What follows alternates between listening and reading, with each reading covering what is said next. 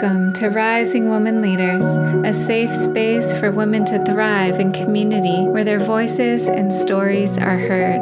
We're a sisterhood supporting each other to live our dreams and embody the sacred feminine to restore balance on our planet. Join us each week as we return to the unconditional love and guidance of our heart and our womb. I'm your host, Meredith Ram, and I invite you to walk this path of beauty, devotion, and service with us.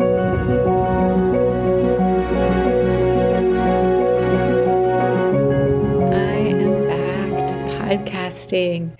I know it's been a while. I think it was maybe 8 months ago since my last episode, and I've missed you all. I have just been navigating the realities of being a new mother and having more limited time, and just navigating the identity shift and all the transformations of this new phase of life. But I am here today to share a conversation with you with my dear friend, Jane Mayer. You may remember her from earlier episodes. She was on Navigating Change and the Power of Listening, episode 118, and episode 128, where I shared the story of my daughter's birth. So Jane and I have had similar and parallel paths, almost like passing birds in the sky. She moved to Kauai the month I was getting ready to leave, and I was pregnant at the time and was desiring to be closer to family. And now, about 2 years later, Jane is pregnant and deciding to do the same and go back to Alabama where she grew up. So this episode was recorded literally the week she was packing everything up and getting ready to go. And in this episode, we discussed a bit more about trusting our intuition, being open to the twists and turns and mystery of life. Jane shares a little bit about finding out the gender of her child and navigating the surprise of that. We also talk a little more about Jane's previous marriage and unsuccessful journey with IVF, and then her later natural conception of this pregnancy, and Jane's decision to leave Kauai, the islands, as well as Jane and I shared a little more openly about miscarriage, something that we both experienced this year. So we share a bit of our stories and the lessons from that. We also share a little bit about Vedic astrology, life transitions, navigating big life transitions, and just so much wisdom. I really hope you enjoy today's show. And just a little bit more about Jane. She is a medicine woman, creative doula, and guide to the unseen realms, who delights in supporting humans and Earth in coming fully alive.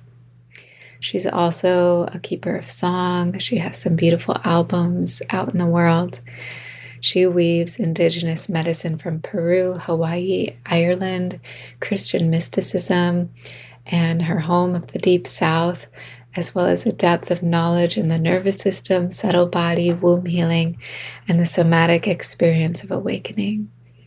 She holds deep trust in the wild intelligence of nature to guide all of creation and orients others to their deeper nature and innate gifts with sound, myth, dreams, plant, energy medicine, and somatic integration.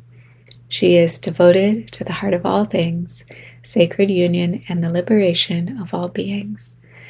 So I hope you enjoy diving into this conversation, and we can look forward to more coming in the new year. I hope you have a beautiful holiday season. Hi, Jane. Hello. We're back. It's been a long time. Yeah, so much life, huh? Oh my gosh. So, Jane, you are in the midst of moving, getting ready to move from Kauai to Alabama, where you're from. Do you guys have a house? What's happening? Oh my gosh. I was just like holding this awareness of I think the very first time we did a podcast together was before when I was still in Alabama, before I had like left to come here, and just how much life has happened. But yes, we do have a home, and it is the most magical story. When we started, when we started to know that we were going to go back to Alabama, when this baby was really clear that we found out it's a little boy. Oh my I know, God. I know, that's a whole other thing we can go into. Um, when he was just really persistent that he wanted to be born in Alabama. Mm. And so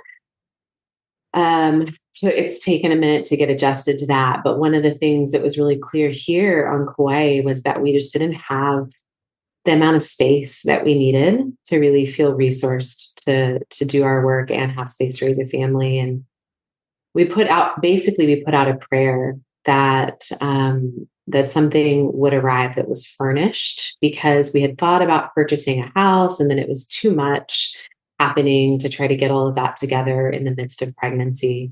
And so I got really clear that we needed a furnished house to move into and for the baby to be born into. And a dear sister of mine who lives in Birmingham had been through this really horrific tragedy, in that her son Levi was born about 2.5 years ago. And when he was 3 months old, he was diagnosed with very aggressive childhood cancer. And he was in treatment his entire life. And Levi passed about 6 months ago. Mm. And so my dear sister Virginia was Levi's death doula, one of Levi's death doulas, as he was passing. And through this kind of whole network of people, Emily and Bill heard that we were moving home and were looking for a furnished home to rent. And they were really hoping to have some sort of a like transitionary moment in their lives where they could not be in the home where they lost their child. And so they're going to move out of their house and go travel for about 9 or 10 months. And we're going to get to move into their home and have the baby there. Wow. So it's such deep mystery, so much magic. Wow. Yeah. And then you guys will have to move at the end of that. So you'll be in the place you want to be, and you can. Yeah. And then I think, I'm hoping that by next summer, we'll have clarity about, purchasing something and really feeling like, yes, we're a yes to staying here, or a yes to purchasing something, or something else will become really clear. But yeah. So it feels really supportive of me knowing that we're walking, and not only to a house that's furnished and like where there's a real openness and welcome for a home birth, but also that the house is full of baby supplies. Oh, wow. Ah, that's really powerful. And yeah, for your friend to welcome you and to know that those things will be used by another child. And oh, wow. Yeah. And we just kind of dove right in because I just wanted to capture, usually we take a moment to center and to ground and then record and introduce. But you've been on this journey of preconception, and we've had these interesting parallel timelines where Michael and I were called to Kauai during the pandemic. We were there for about a year, and we conceived during that time of living there, but we were actually off island when we conceived. But that it felt like that time of Kauai was the preconception of welcoming our daughter Ella, who's now 20 months old this week. And we also were called not to birth her out there. We went to Colorado to be close to family. And now you're leaving the island after conceiving. And there's been a whole journey I know about with just a miscarriage before that pregnancy.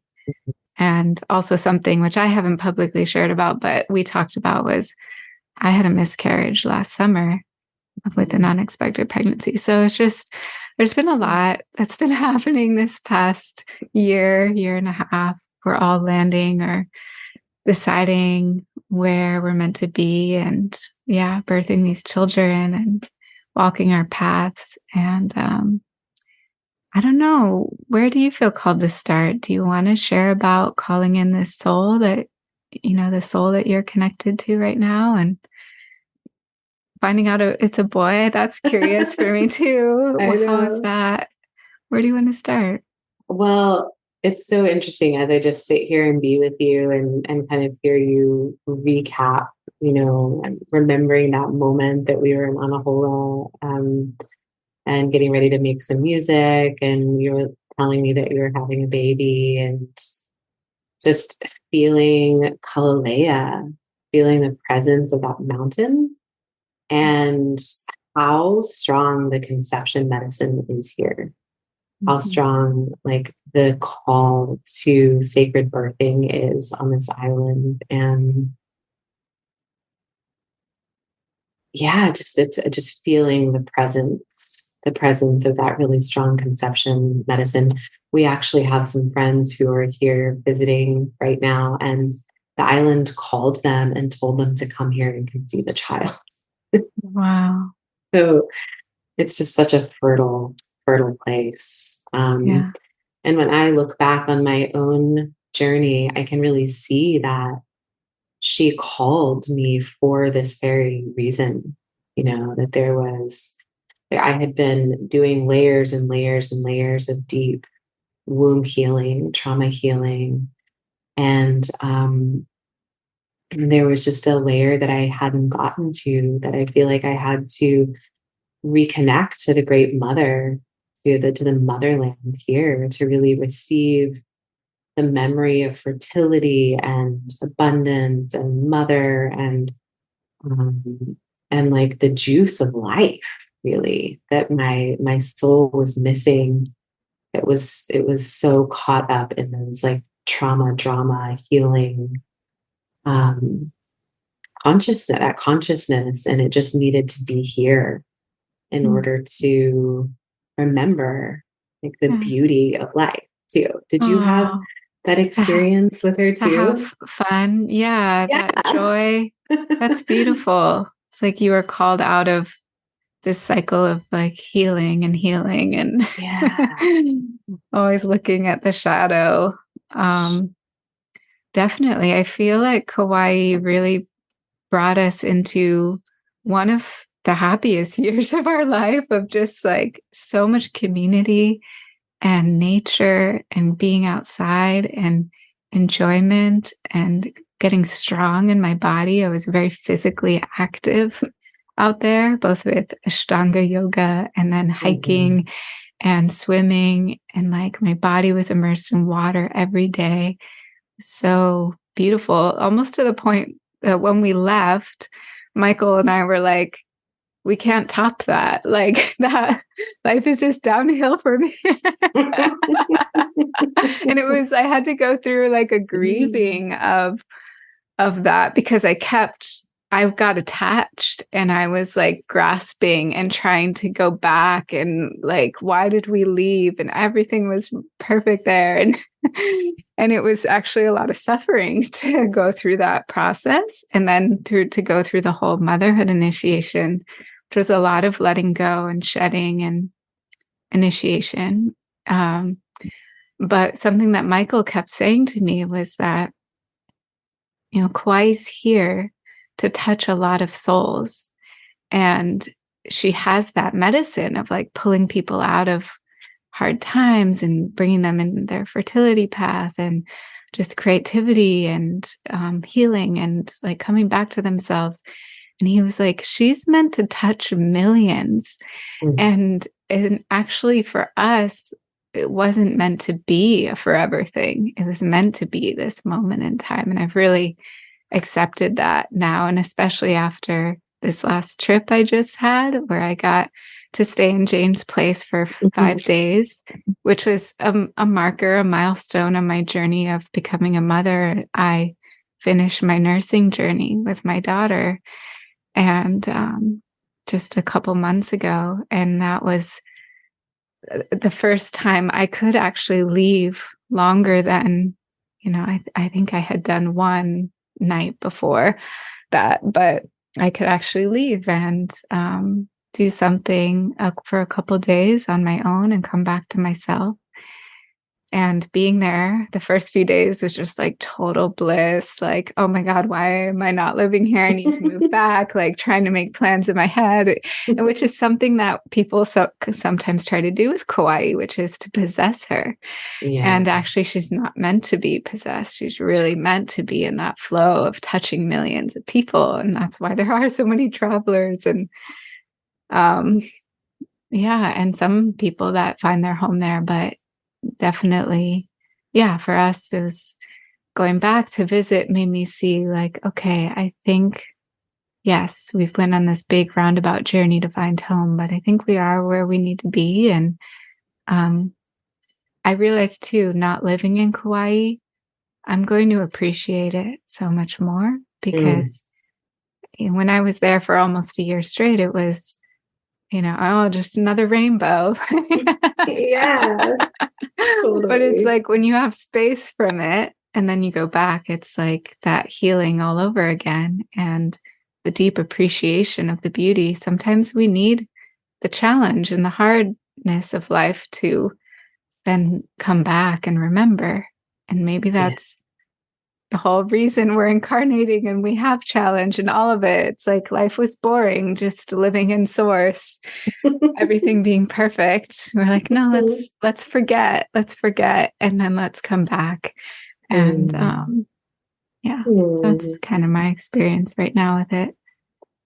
Yeah, it's really cool to hear you share that and to experience like the grief and the loss of it. And you were also so clear at that time. I remember sitting with you and talking to you guys so much about like, really feeling where Ella wanted to incarnate onto the grids and her Vedic astrology, and you were completing like a particular chapter of your Vedic astrology, and just it really was, time to go. And my experience right now, sitting here on Kauai in my final like 3 days here, is there's a huge part of me that does not want to go.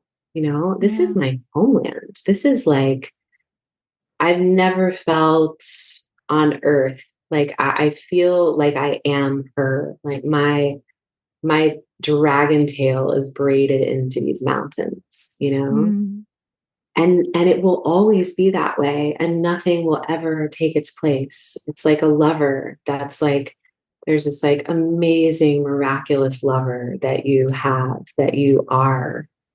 And yet circumstances of life are occurring in which that's actually no longer.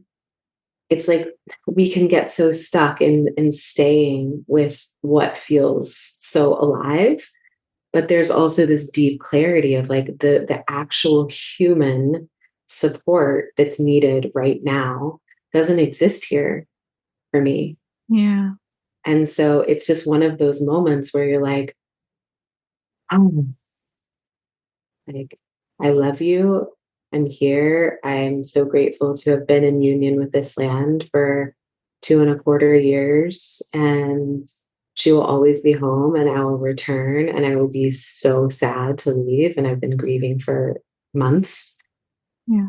And I'm also really clear it's just not where the river's flowing right now. Yeah. And it brings me to like this journey of initiation, becoming a mother. I remember one time there was a woman who on my podcast, a recently new mother, used the word sacrifice. And I was very resistant to that word. I was pregnant at the time. I'm going to become a mother. And I was like, it doesn't have to be a sacrifice. Like, but as I slowly entered into the portal and I see sacrifice in a different way now. It's choosing. It's not like you're a victim to it. There are choices that we make in becoming a mother that I think you aren't always choosing just for yourself anymore.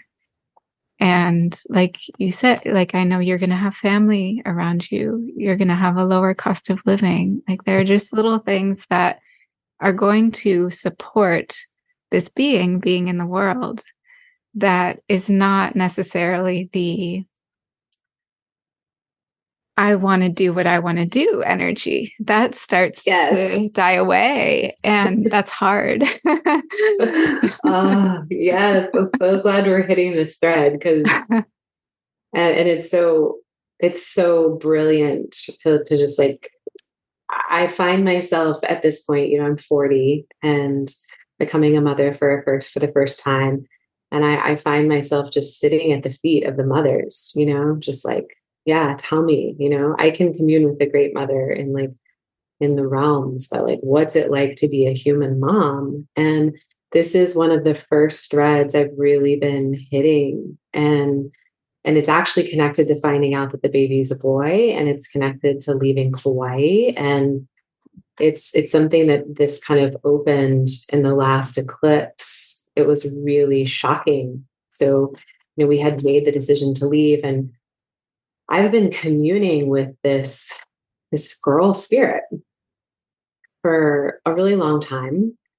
And she's an emanation or a fractal of one of my deepest guides in this lifetime. And this being was the being that it's like, I feel like here on Kauai, I'm in my like unified self field. Kauai is me. This being was an emanation of me, and my highest self and my highest timeline and all of the mythologies of the Holy Family. And like, it was this whole like incredible unified mythology around me being in the expression of my highest self. And this girl spirit that I've been in communication with all this time is that too. And it was so funny because in a lot of ways, you know, it did in some ways feel like I had the conception of this girl child and Richie was just along for the ride, you know? Mhm. And so, we made the decision to leave Kauai, and I'm following this great myth inside my consciousness. And then we're sitting at the anatomy scan and they're, no, it's a boy. And everything just like the whole myth dissolved. We're not going to live on Kauai. We're moving to Alabama. We're having a baby boy. It's not my story anymore. Wow. That's It's really funny. not Yeah. my story. And I felt this little boy being like, oh, really? You thought I was going to like just come in as a character in the narrative of your life? Oh, like that's not what this is about. So the first layer was the like the sacrifice, the what do we call it? My teacher Jennifer calls it the consecration. Mhm. Right? We give ourselves to something greater than ourselves. Yeah. And the first part of that was leaving Kauai because this child was very clear that he wanted to go to Alabama and be near my parents. Mm. And so that was the first kind of like consecration, the giving up of like my story, my, you know, glamorous Kauai life. Um, and then the second one feels like the giving up of my myth, of the myth of Jane and her highest story. And now it's becoming a different myth. And I don't even know it yet. That's what's so wild. And I think this is actually a collective experience we're in right now. Just like we have to let go of these old ways of seeing ourselves and relating to ourselves and relating to each other.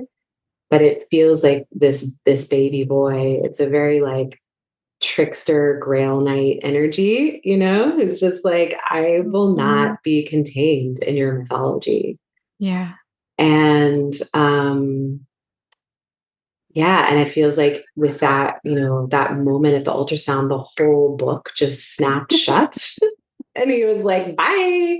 Yeah. And it took me a couple days to be like, oh my gosh, Yeah. what is going on? And it was so much grief and loss, Yeah. so much grief and loss. And Mm. then I woke up like 5 or 6 days later after a lot of support from loved ones. And I could feel myself in this new storybook. And it was like I was looking at all of these pages and they were all blank. And I was like, I don't You know don't this know. story. You don't know. That's so interesting. Wow. So, yeah, you're Yeah. in the mystery. You don't know Right what's in it. coming. Mhm. Similarly, the first 10 weeks or so, Michael and I thought we were having a boy. And Wow. I had been connecting with a boy spirit for about Mhm. 2 years What's before up with this. this? And so I really felt that that was happening. And then we may have even had the same midwife, Jasmine. I don't who took Mm. she texted us. It was interesting. I had a dream the night before because we did it from a blood Okay. um, sample. We're able to tell the gender, and we were on the airplane actually leaving Kauai. Um, Whoa. it was one because we went back and forth a lot. I don't remember which time it was, but we were starting to leave finally. It might have been the final one for that period. Um, and yeah, she texted. The dream I had was something about X's and Y's, and it gave me just a feeling of like there might be no Y chromosome. and and I was like, I might be having a girl. And then she texted on the plane and she said, it's a girl. And my first reaction was not excitement. It was like, wait, what? And it took me the whole plane ride because I journaled. I'm in the air. I'm like, wait, what is happening? This is a girl. And finally, I think when we landed, I had processed enough and was like, okay, I think I'm excited to have a girl. And I started being able to think of all the new timelines that were I was going to enter into. But yeah, Yeah. it was very unexpected. And I've actually worked with several clients who have had this happen and the grief of they really wanted one gender and then they find out it's the other one. And it's like such a surrender. Like life wants us to surrender. Um, so how did you work with that energy? And Um, wow. Well, first it was like, we didn't find out until the anatomy scan. And so I was shocked. They were like, it's a boy. And I was like, no, there's no way.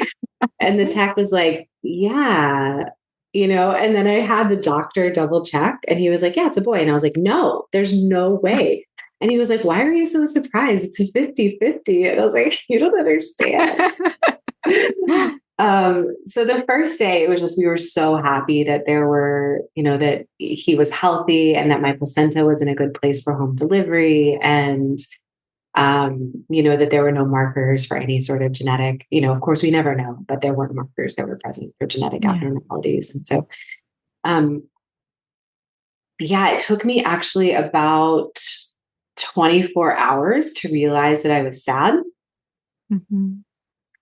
And then we were in the process of trying to sell our cars and just feeling really stressed. And I happened to be talking to my friend Virginia, who is a birth and death doula, who will also be present at my birth.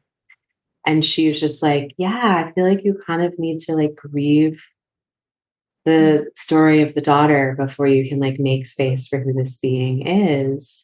And in that moment, it just kind of started to hit me. And I really started to hit these layers. And it felt like there were a few layers that started to present themselves that I was able to track, that I was just kind of holding my loving awareness around. And one of them was just this deep confusion. Like, can I not trust my psychic senses? Like, first of all, can I not trust myself? And then the second one was, well, who is this being that I've been communicating with, and why are they not here? And Mhm. like that whole layer that I was having to meet and hold a lot of tenderness around, like, can I trust myself? And where are they? And do I ever get to meet them? And just all of those questioning layers. And then there was this really interesting layer that I hit. And the only way I can describe it is it was this feeling of I did the spell wrong. Mm. And at a very basic human level, it's this feeling of like, life didn't give me the thing that I thought life should give me. So I Mhm. must be bad, Mm. you know, which I think is like a really deep thread that runs through our like manifestation spiritual culture. Mhm. But for me, it had an element of like connected to my magic. Like I did the spell wrong. Like if I Mm. didn't get the outcome that I anticipated, I must have messed up somehow. So I just have a lot of beautiful sisters who, had either had that experience with their children or could really hold a lot of compassion for it. And I had one of my mentors here kind of really bring her like shaman's eye into what was occurring and kind of give me some feedback. And the thing that really started to help was to actually just be like, okay, this is not the same spirit. Just grieve it. Like something bigger than you're aware of is occurring. Mhm. Like Yep. whatever you cast, whatever I vision, idea, understanding, there's actually something a lot bigger happening than you can sense. And then the second thing that really started to help me turn the awareness, which I think is so like connected to the nervous system, is just to be able to access curiosity. Like, okay, you're not that. Who are you? Yeah. Who are you? And of course, knowing that I wouldn't birth a being that I don't know, most Yeah. likely from somewhere, sometime in space, who isn't a beloved in some form. Mm. And so I started to really feel into the curiosity and really attune myself to what he had been doing all this time instead of living in the like, well, this is the story and this means this. And really being like, oh, you're like a trickster. You're like a little like, you don't want me to like, you don't want to incarnate into my myth, you know? Mm. And to really start feeling his essence in that way. And then I started to get really excited and and Yeah. also really excited about living in a house of two men because I Wow. work with so many women, like you Yeah. do. And I just started to really feel into like what it will be like to be in a home, at least right now, with two men Yeah. and the gift of And that. and the codes that he will bring being raised by a conscious mother, Yeah. more men in the world to just have this, yeah, feminine connection and consciousness uh, that's needed. Yeah. Yeah. Yeah. We kind of told ourselves that Ella, she has she's such a strong, like physically strong and also kind of strong personality that we Mhm. just assumed it was a boy. Like, Yeah. but she actually wanted to come in female form. So, Yes. I think that's also a possibility, right? That he's a very strong feminine being. yeah, maybe. Who knows? Yeah. Wow. So, do you have any questions for me Oh knowing you my about gosh. to so before we got on the Yeah. call, I just told Jane that I was feeling resourced and that like the energy to start podcasting again really feels related to being at a new milestone in my motherhood. And it was so unexpected that that would have to be put aside for so long. But like I really just had to tend to the basics of cooking and eating food and nursing and um working with clients where I was earning an income, and like those were the priorities, and everything else just kind of had to be put aside. But yeah, as you step through this threshold, any questions that come up for you? Mhm. Well, I think one of the things, like very logically, just a place to start, but that I've been asking mothers is like, if you had it to do over, what would you do differently during the pregnancy? Hmm. Yeah. Well, another thought I had today when I went to the sauna and was reflecting, and it's almost like I couldn't have known. Like, we have to go through the initiation in whatever way that's going to come for you.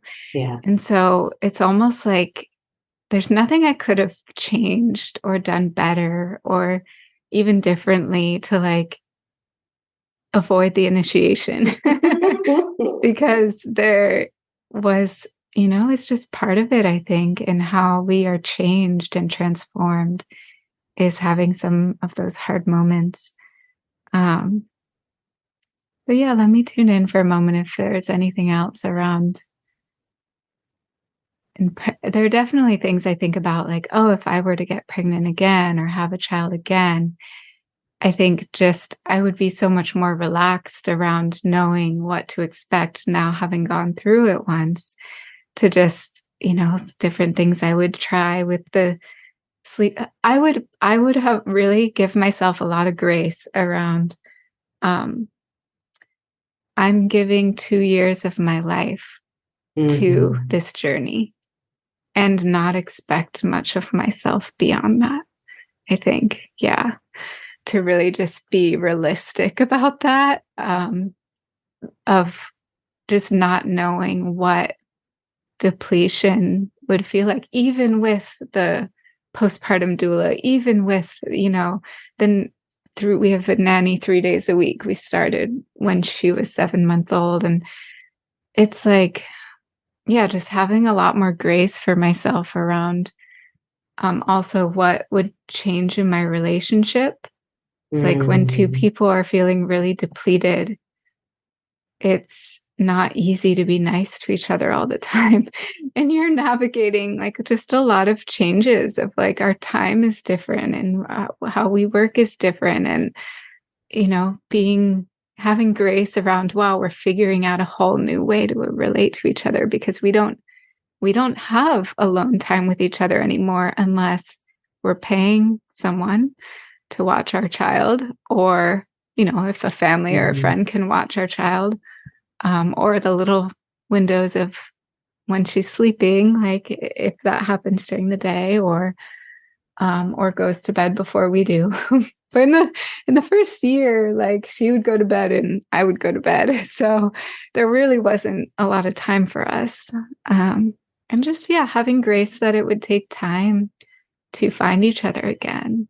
And I have to Mm. tell you, there's so much beauty in the things that you felt like you lost, or maybe lost forever, starting to come back. Because I just feel like a date with Michael, recently was just like, wow, like just the feeling of getting to come back to each other in these new ways, or even, even being intimate for the first time after going through this huge journey. It's like there's things that it takes time to come back to them. And when they come back, it's like you're a new person getting to meet it in a new way.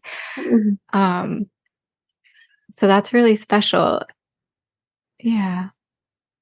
That feels so good. That feels like nectar.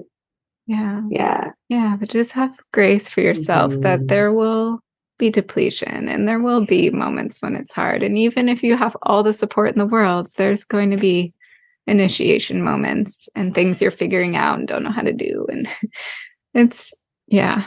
But it gets, yeah, time and grace and patience lets you find your way. And Mm. I also had not spent very much time around toddlers. So they're baby, really, the first year. And then at some point they start walking. So there have been a lot of surprises for me just around like, wow, like we go through this negotiation every time I need to put her in the car seat. And it's like this this big thing around like, no, I will not go in the car seat. And she is so strong, she'll flail herself out of that. This like I was not expecting to be physically like wrestling with my toddler about this. So Wow. who knows? You might have a very gentle soul, but ours is quite fiery. I feel he's pretty fiery. We'll find out. He's very squirmy. So we'll see. Yeah. It's really interesting. And I like what you're sharing right now, like brings me to a deeper question that I actually would love to ask you, just knowing who you are, is like, there's these when we're, and this is kind of connected to the thing I was pointing to about like the collapse of like the myth and then like the deep opening into like what's really here in the human. And I'm just wondering, like, what are some of the places that you noticed yourself really falling out of the fantasy of like conception, spirit realm, and like all of the mystery that we have to inhabit in order to really come into deeper relationship to the womb and sacred conception. And then like in some ways like the fall down into the matter of just like the day-to-day reality of like Yes. being a mom. Like what was that like for you? Yeah. Well, I thought this divine being coming in, like I knew that she was, had a lot of wisdom. I just didn't expect the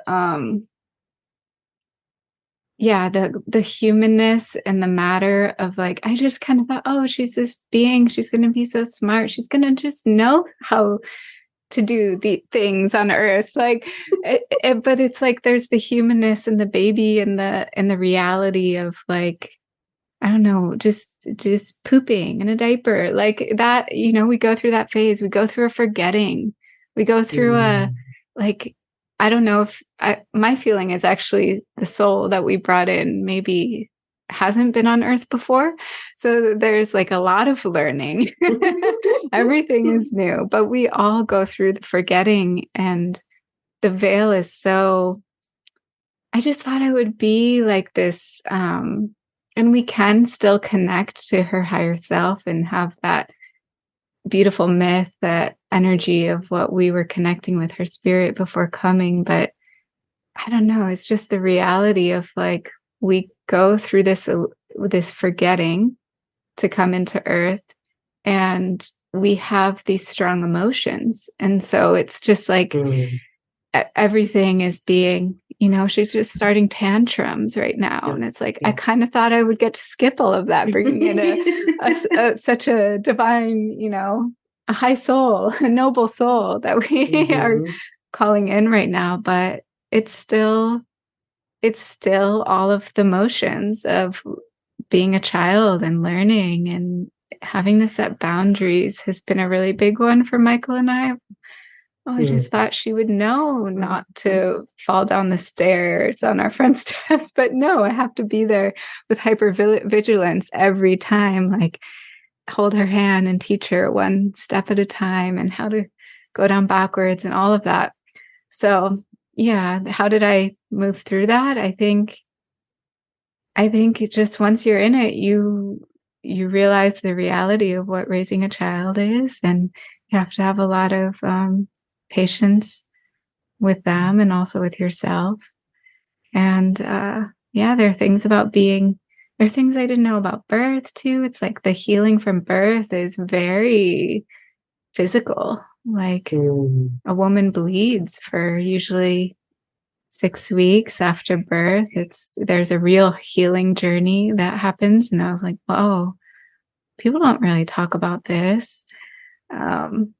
Very physically, like in the humanness of what we go through in this journey. But yeah, and I think like, when is it going to be the time when I connect with the soul of my child as like a awakened soul? And it might, I don't know. We don't know. She's probably going to go through the teenage years and the phone addictions and all the things that that we thought maybe we could avoid. But it's just, yeah, we live in a world with duality and screens and darkness. And yeah, Mhm. it's maybe different in some ways, but of what I expected. But um, I know those moments will come too when Yeah, we're, for sure.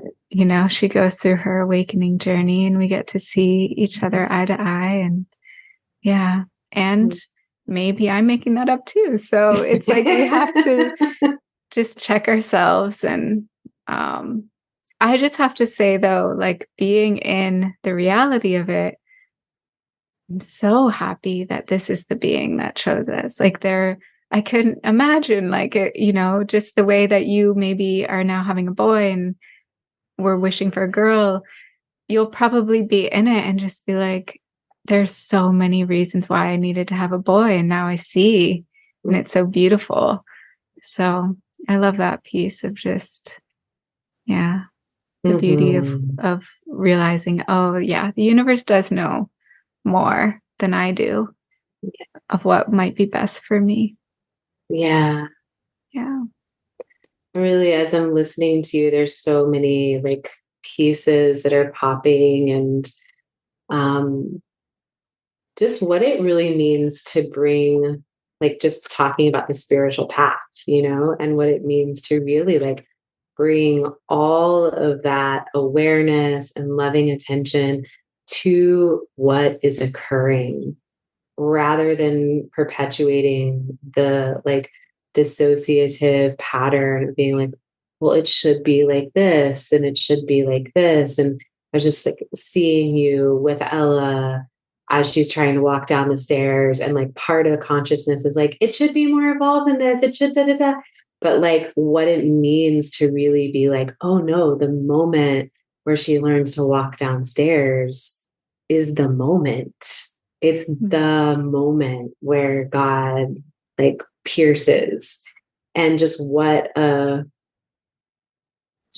like the humility of the invitation to bring the eyes of divine love all the way down Mm. that far into the human realm, which is, I think, why we become mothers, right? It's like that's part of the teaching. It's just like come all the way down. Mm. Yeah. You Humility. know? Yeah. Yeah. I had this really interesting experience a couple weeks ago. There's here on Kauai, I don't think it had started when you were living here, but there's a gestational sisterhood circle, just so beautiful and like just incredible to witness like all of these things that, wow, like getting together with other women who are pregnant and having people to talk to about like, what about this symptom and what's occurring in your psyche, and just these places of community that are so important. And Sophia was leading an IFS exercise on our parts, our inner parts that might arise during birth. And one of the parts that came forward for me was like, if I don't have a fully physiologically intact birth, right? If it's not like fully natural, physiological, that I somehow will have failed, which I think a lot of women carry who are wanting to bring their children into the world in a conscious way. And this beautiful girl, Chelsea, was sitting there with me, and her soul stream just opened up, and she was like channeling this beautiful, like very human message, but talking about her first birth. And I got like, there's the grace that comes in. It's like, no, it's actually not about whether it's fully physiological. It's about, can I hold my loving awareness? Can I stay connected to myself and my child no matter what's happening? Mm. Right? That's what mitigates the separation from like entering into the consciousness.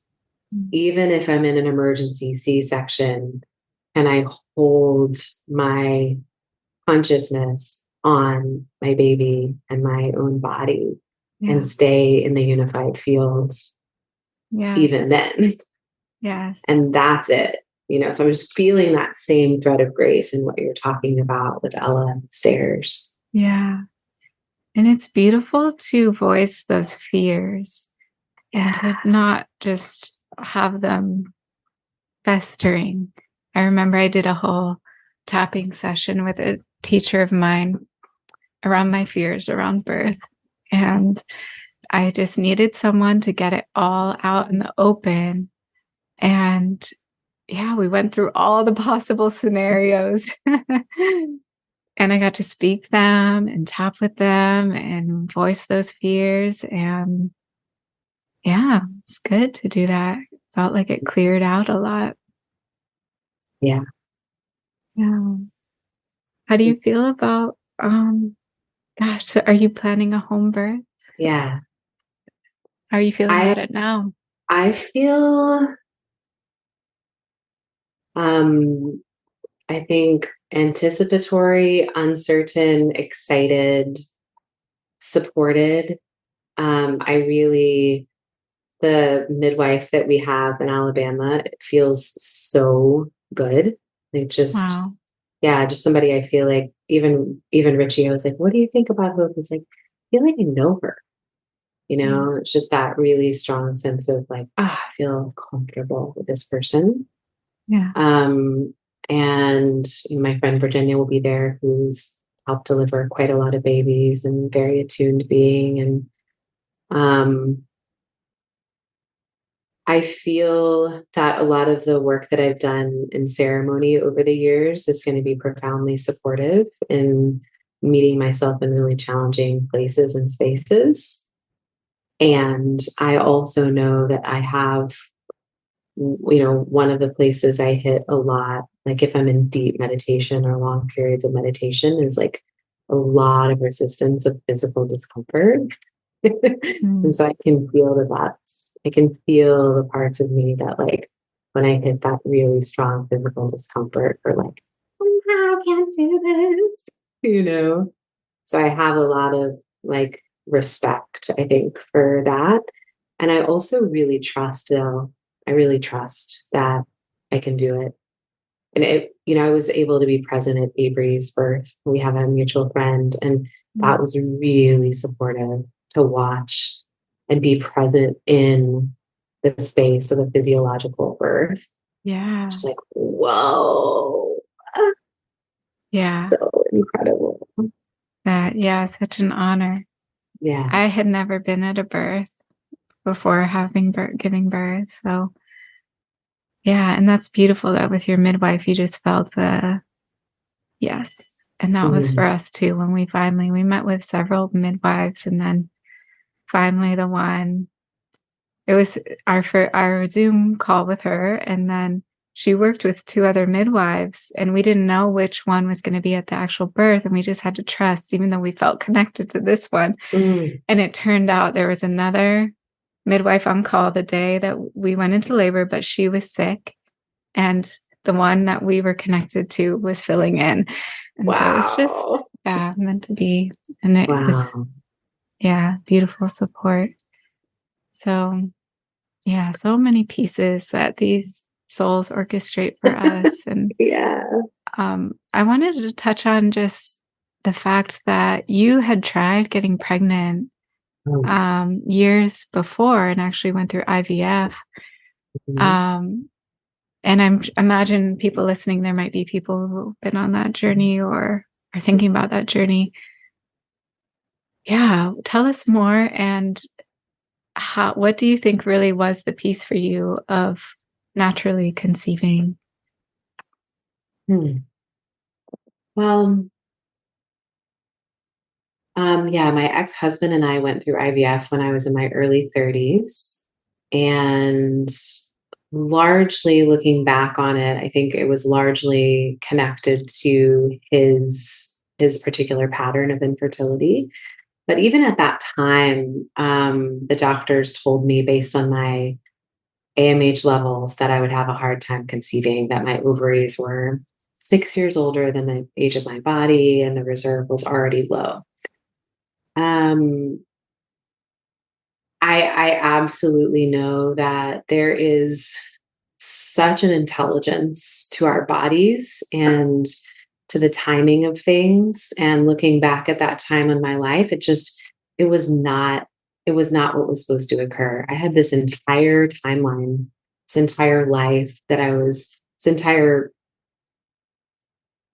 version of myself that needed to be born, you know, that would have been completely cut short by having a child at that time. So I think there was just a deep intuitive knowing in my body that was just like, no, this is not it. Mm. And then, of course, it was like the hologram of that was all perfectly in place. It was also a no. And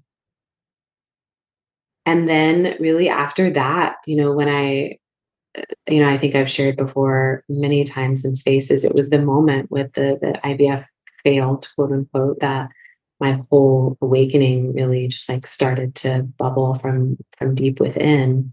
And for the last 7 years, really, or the 7 years after that occurred, I've just been on a huge journey to reconnect to myself and to reconnect to the great mother in my womb and just myself, really. And so I really feel like Kauai was the last piece. And in fact, even before I moved here, Richie was reminding me the other day, I had a dream about coming to the islands and the dolphins helping me give birth here. Mm. And just the to remember that like there can be ecstasy, there doesn't have to be suffering, and so when Richie and I came together, we had been have a whole that's a whole other story and journey, but when we finally came together and we were finally in the same place, I had already given up really on having children. By the time he got to Kauai, I was 39, 38 and a half, almost 39. But yeah, I felt the fertility in my body. And for the first time, I felt the connection to the great mother that was living in me, not as a concept, not as a thought, not as a disembodied, like, how do I make conception occur? But I felt the hologram, the essence of mother actually taking up space in my body. And I had largely cleared a ton of stuff out of my room, so much trauma and suffering and fear. And so, when we got pregnant, I kind of laugh now because it's made me totally eschew Western medicine and its fertility rates and its, recommendations and predictions. And, we got pregnant very quickly, not even trying, and he had been on a fertility journey with his ex-wife and they couldn't have children. So we were both kind of like, are we even going to, like, do we want to have kids? Can we even have kids? And then we just got pregnant. Wow. And that first child, was a miscarriage, which was absolutely devastating, even though it was such a shock to get pregnant because we hadn't actively chosen yet, Yeah. But as soon as I felt that baby in my body, I was flooded with this knowing that I was always supposed to have been a mother. And I couldn't believe that I was going to miss it, that I almost missed it.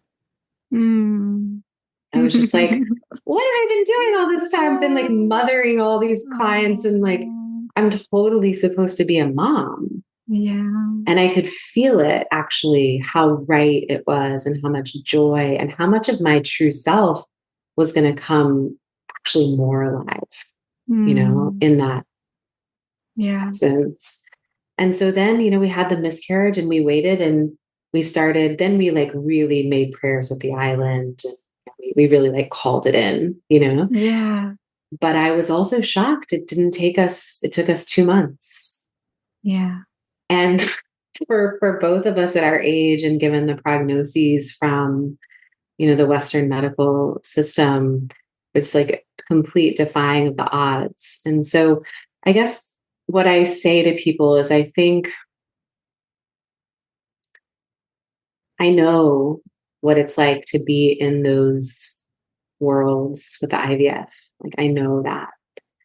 And the fear and the like next step and the shots and statistics and the making it happen, bringing all of the will to making it happen. And I fully respect it because that drive is so strong to mother for so many people. And my own experience really taught me that when we just surrender into becoming the highest version of ourselves, really coming into union with our deeper nature, and we trust like the health, and we focus on the health of our bodies and the health of our consciousness and the health of our emotional bodies and our union with like divinity, that it's just, if that is what is meant to occur, that's what occurs. Yeah. With a lot of ease. Like one of the easiest things I've ever done was conceiving this child, which is so bizarre. You were so surrendered. Yeah. So surrendered. Yeah. And had totally let it go. It sounds like too, that at different points. Yeah. I just want to speak to miscarriage and that, I feel now at a point of like readiness to share about it. My experience too with this summer, and it felt similarly that we were not calling in a pregnancy when we got pregnant. It just kind of really took us by surprise. Like, wait a second, no, our daughter's only, I think she was 15 months old when we found out about it. And and it was a big surrender to welcome it. And we did immediately. It was like, there's no question that we were not just going to fully surrender yes to this being coming in. But from finding out to when I miscarried, I think it was maybe 5 or 6 weeks after finding out, it was also this huge surrender. And it was just like, that was actually the thing I felt most proud of through that whole experience, was that we surrendered to the yes and we surrendered to the letting go. And I could see the beauty of that. And actually the experience of the miscarriage itself, being in that surrendered place, was almost like blissful in a way of just like, to be, I had never been so surrendered, of just like really trusting life. And I was just like, wow, I wish, that I could always live this surrendered, because it's not something that we're conditioned to do. And different, it's such a complex experience to have the layers of the sadness and the grief and now for the first time I'm feeling a little bit of, as I meet women who are having babies due close to the time when that baby would have been due, there's a little bit of that, like, what could have been, that feeling. But also just like fully honoring the rightness that it wasn't our time.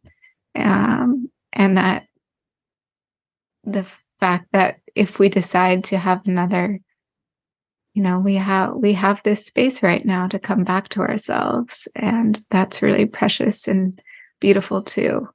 And I get to give in the ways I want to in my work and my business and this podcast again. It's like, these different paths, they're, not, like I said before, it's a choice to devote. That would be devoting my energy again in 2 more years and maybe at some point I'll be ready for that. But right now it's just letting it go and be. So anything you want to share about your journey with miscarriage? Well, I'm just listening to you, I feel so much I feel so much awe at like the grace it feels like you found in acceptance and in releasing. And I I remember my experience was not that, which I can share. But I do remember about a week after the miscarriage, um, I was in a really deep meditation and really deeply connecting to the Great Mother and to some of my main guides. And they started saying like these, you're right now you're continuing to get the lessons of conception. And you've gotten a lot. Like you went Yeah. through IVF, you've the wrong partner, the wrong time, the will, the self-will, like all of these are part of the lessons of true co-creation with the universe. You know, we can do self-will and we can create, and there's beauty in those self-willed creations. But my journey has been this continuous, yeah, just so you're sharing, like the spontaneous conception with the universe without attachment, and the spontaneous releasing of life without attachment. And I remember in that moment, they just said, you know, miscarriage is as much a part of birth as anything else. You know, like, There was actually this feeling I had of now, like the full spectrum of being a woman. There's mhm, so many women who've had miscarriages and haven't felt safe to talk about it, or, yeah, you know, it's it's a challenging experience because I think people immediately have so much sympathy or sorrow, and it can feel uncomfortable. And um, yeah, for women to talk about it. But there is almost this like, I felt this joy of getting to experience the full spectrum of, wow, what that experience is like too. And yeah, to be able to hold even more, I don't know, full awareness, cohesive space for women who've been through that. Because I do a lot of womb healing work with women, gone through abortions or miscarriages or challenges with fertility. Yeah. yeah, right. It's there. It really is, and it's similar to what you're sharing, probably about the initiation of motherhood or what it's like to you to lose a parent. There are things you just cannot know until you go through them. Mhm. And for me, I was shocked at the level of grief that that Yeah. miscarriage, you know, opened in me. I fully trust the intelligence of it. I know without a doubt there was a lot that my womb was still holding on to from the IVF, actually, a lot of grief and that miscarriage, and that soul, um, came in to clear that, you Yeah. know? And so it was a lot of grief, a lot of grief and pain, so much pain. And I feel that was one of the things I wish I had known, that I wish, like, for anyone who's listening who has either been through it or might be going through it or whatever it may be. Um, I don't think the Western medical system has awareness or it provides enough context for this is not just like having your regular moon cycle.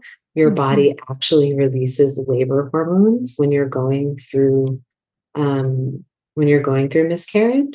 And it Mhm. would be helpful to have your partner take the day off work, to take the day off work, to have hot water bottles ready, to like, these are all the things you could do. This is what you should expect. This is the pain you should expect. Um, and really like honor it as a sacred passage and really provide people with the support that's needed. For me, it was shocking actually how painful it was. Yeah. Um, and then the amount of grief, it was so, so intense, you know. Yeah. And I know, especially for women who maybe have been trying for a long time, who are consciously giving themselves to the path that have miscarriage or continual miscarriage, that's even different than you and I, who kind of like spontaneously were pregnant, Mm-hmm. right? So, Yeah. The emotions wrapped in that. yeah, Very layered. yeah. Yeah. It's such a mystery, like all the way being a woman. Such a Yeah. mystery too, even, like why a particular like with two humans, right? Like having the same partners who created a life, and then there wasn't a life, and like in one moment, one combination of DNA creates chromosomes that are the perfect number of chromosomes and the perfect genetic component to sustain life. And then the exact two same people, you can get an egg and a set of sperm that doesn't have the genetic combination to sustain life. Yeah. And like, wow, just what a mystery that is. I know. Yeah, it's bigger than us. Yeah. I wanted to ask you too, just so I study Vedic astrology, and that came up in my mind around your conception because I know you were switching phases of life. Do you want to talk a little about that? I know, you're so cute. You're like, that's your Jupiter. And my friend Penny, who's also a Vedic astrologer, said the same thing. Yeah. So I had been in, for those of you who are into Vedic astrology, I had been in an 18-year Rahu cycle for sister since I was 12 years old. I mean, 11 years old, like just so, for any of you who know Rahu in that way, from a young age, just like, and Richie had too. So Richie had been, my partner had been in Rahu since he was 10. Whoa. So we were both You guys are on parallel on paths. parallel paths. Yeah. Oh, that's Which me is, and my daughter. We are on the same oh, trajectory. you are? Yeah. Oh, wow. So we both had been, just a lot of suffering and trauma and addiction and all the things. And then, coming out in the last 5 or 6 years of Rahu, maybe 8 years, 10 years of Rahu, had been on the healing part of that, but it's still super intense. And then we both shifted into Jupiter right when I think Richie maybe had been living, he hadn't moved here yet, but we were together long distance. And maybe a few months before he moved here, we both shifted into Jupiter. I can't believe that. Yes. So Jupiter is the bringer of children. Jupiter is a benefic planet, such a, it's the wisdom, the guru, the energy of just protection. And also Jupiter is very big. So it's like the pregnant belly is often very related to Jupiter. And so in Vedic astrology, I'm going to do a whole podcast episode, I think, on Vedic astrology so I can catch everyone up on what I've been studying. But we have these phases of life and we're ruled by a different planet during these different phases. And it's amazing to just see how they line up. So I've been similar to Rahu. Rahu and Ketu are, Ketu is the body and Rahu is the head. And there's a story that this being was trying to get the nectar from the gods and the nectar of immortality. And Rahu and Ketu, just as this nectar was touching the tongue of Rahu, he was tricking the other planets to thinking he was God and that he could be immortal. I think it was Shiva or Vishnu comes in and chops off his head, and Ketu and Rahu become the north and the south node of the moon. They're a part of the sky that is not an actual planet. It's called a shadow planet. But they have an energy and they are one of these phases of life. So I have been in the Ketu phase, which is the body without the head, which is also very challenging. Rahu has a more impulsive energy, kind of a wild, irreverent energy, and Ketu tends to have a little bit more of a directionless energy. What am I doing? Where am I going? It can be very spiritual, but it's also challenging to be in a material world and to just the energy of it. My teacher has said is dissatisfaction. You try to find meaning in the material world, and it's just dissatisfaction, everything you try, because it's trying to bring you deeper into your spiritual path. So to be without the head. Yeah, so I only have 6 more months left. Wow. Oh my Yeah. goodness. And then what do you move into? Venus after? Venus. Oh, blessed be. What a gift. I'm gonna feel, yeah, all the creative energy again. I'm very excited. That Oh, one's gonna last for 20 years. that feels so good. Yeah. And it's so So, cool. This is like a map of karma, you know? We go through, I believe that we choose, like, these are, you know, the imprints that I want to work through, the karmas I want to work through at this time of my life. And then these are the times of my life when I want to reap some of the benefits of the good karmas that I've accumulated. So, yeah. Yeah, I already have like so much curiosity around this child and what he's chosen. And of course, when you're attuned enough, you can start to track, right? You're like, okay, I incarnated into a mom that carries the things that I'm still carrying, and to a father that carries the light and the shadow that Richie carries, and all of those things. But um, in their sun in Vedic astrology will most likely be in Pisces. Mm. And of course, not nearly as important as the rising sign and some of the other placements. And so I'm like just tracking it. I'm like, okay, who is this being going to be, and what will they what will be their starting, right? Does everybody start with the sun? No. Oh, the phase of their life? No, Yeah, everyone starts at a different different phase. one. And is there a way to predict that before they're born, or you don't know it until the I don't exact think moment? so. I think Okay. it has to do with the time of birth. So that's Okay. pretty hard to predict. Yeah, yeah, totally, of course. Yeah. Yeah. Mhm. So yeah, I'd love to look at your baby's chart when you're, Yeah. yeah, and just like geek out on that. Me too. When is around the due time, due Mid-March. season? Mid-March. So that's Hmm. similar to Ella. She was March 15th. Oh, that's right. Yeah. Yeah, it'll be right somewhere, of course, birth is such a window that I'm really trying Yeah. to hold open. But yeah, somewhere in mid-March, probably. Amazing. Yeah. Wow.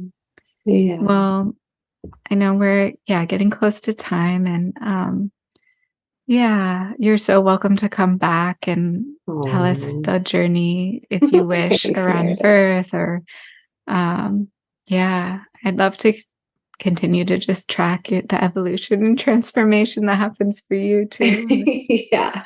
and the wisdom and the insights. Yeah, any closing words you have, or I'll tune into, of just things you want to leave people with, or what you're learning or growing into or just holding right now. Mm.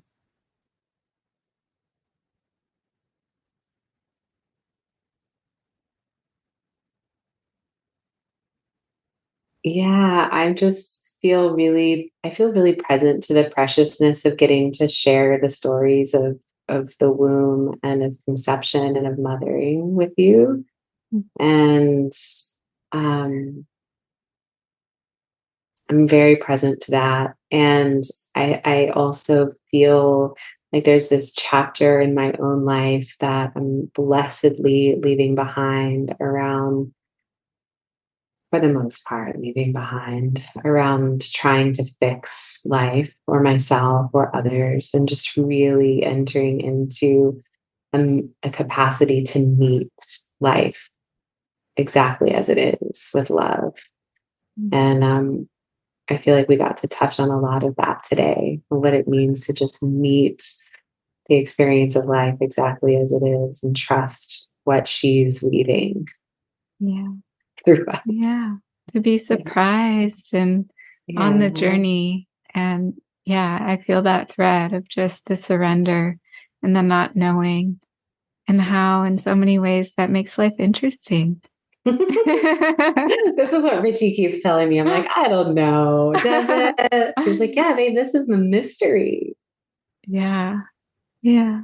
Well, thank you so much for being here. Love to just, breathe it in.